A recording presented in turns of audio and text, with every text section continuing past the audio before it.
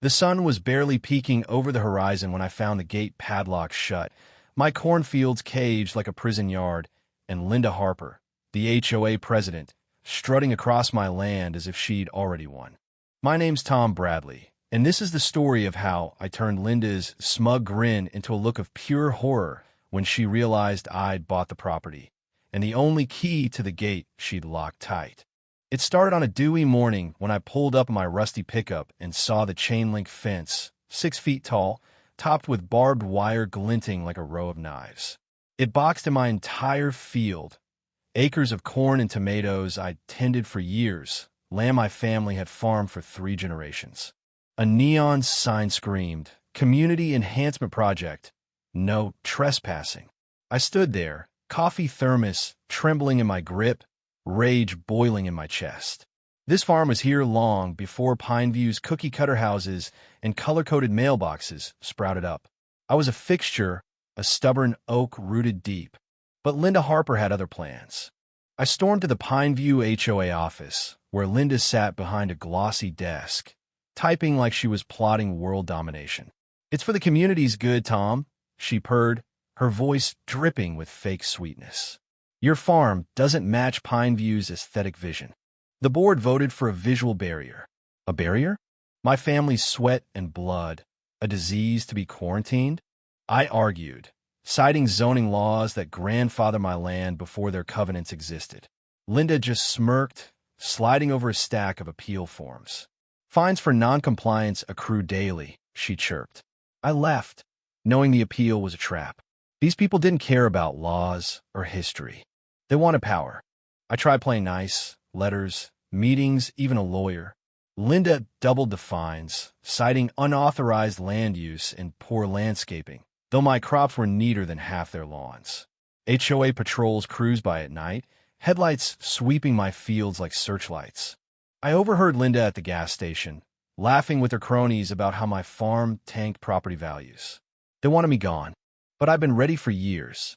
When Pineview first crept to my borders, I'd studied deeds, easements, and dusty county records. Every fine, every notice I filed away. I wasn't just fighting for my land. I was building a case, waiting for their fatal mistake. The fence was a problem, though. My tractors couldn't pass. I had to climb over or crawl under, humiliated, while Linda gave tours to buyers, pointing at my crops like they were a quaint exhibit. "We're modernizing," she'd say, smirking as I toiled in the sun. She planned to take it all, turn my fields into parks and dog runs. Most neighbors would cheer. I had 2 choices, sell out or fight. I chose war, not with fists or lawsuits, but with patience and precision. I let Linda think she'd won, inspecting the fence daily, nodding like I approved. I paid small fines, sat quietly at HOA meetings, and took notes while they bragged about standards. Behind the scenes, I moved fast. Pineview's boundaries weren't as clean as their brochures claimed.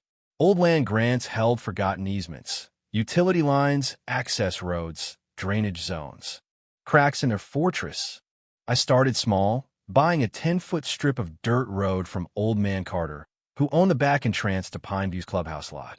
He sold it cheap to spite Linda. Then I bought mineral rights from Widow Thompson, which gave me underground easements. Piece by piece, I stitched a net around Pineview's heart, using shell companies and trusted friends to hide my name. The biggest coup? The HOA office sat on leased land, not owned, and the lease was expiring. The heir, a broke cousin, sold it to me for cash. I filed the deeds quietly. Pineview was writing threats on land they didn't own. Every fine, every smug letter gave me cover. I looked weak, desperate, a farmer on the ropes. They never noticed the ground shifting. Linda's overreach alienated neighbors, who grumbled over beers about rising dues and petty rules. I listened, offered easements here, maintenance rights there. By spring, I controlled 60% of Pineview's critical land, roads, drainage, even the pool's water line, hidden through trusts and a stubborn lawyer. It all exploded on a humid Saturday.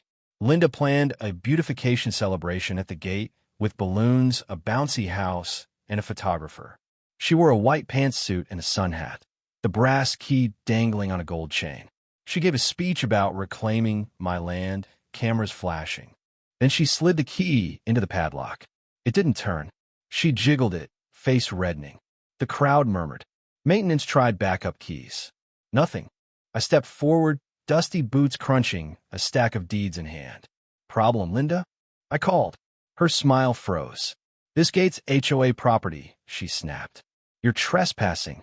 I laughed, loud and raw. "This land's mine, always has been. Now, I own the easements, the clubhouse lot, and the dirt under your fence." I handed the deeds to a stunned maintenance guy. "Certified, filed, check the county. You're all trespassing." Silence fell.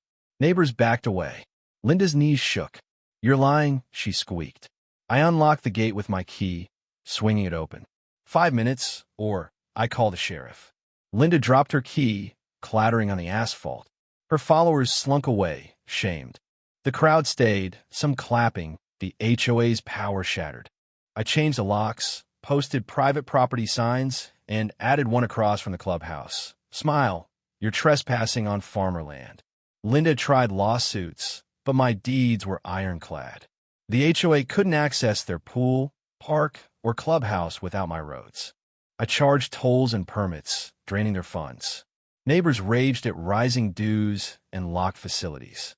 At the next meeting, my lawyer, Sarah, revealed the HOA's illegal spending on my land. Linda resigned. Her McMansion sold at a loss, and she fled Pineview in disgrace. I didn't stop at winning. I tore down the fence, planted wildflowers, and reopened my produce stand. I bought the bankrupt clubhouse and turned it into a vibrant market for farmers and artisans. At the entrance, I built a 10-foot iron rooster statue, clutching a brass key, with a plaque, "To Linda, who lost it all over a fence." It became a local legend, drawing tourists and laughter. Every dawn, I walk my fields, boots on free soil, tipping my hat to the rooster. Linda's voice is gone, her key useless. My land is mine, no fences needed, just open fields and a community rebuilt on trust. What do you think? Was I right to fight tyranny with cunning, or did I go too far? Share your thoughts in the comments, especially on facing injustice in your own life. Take a stand. Let's hear your voice.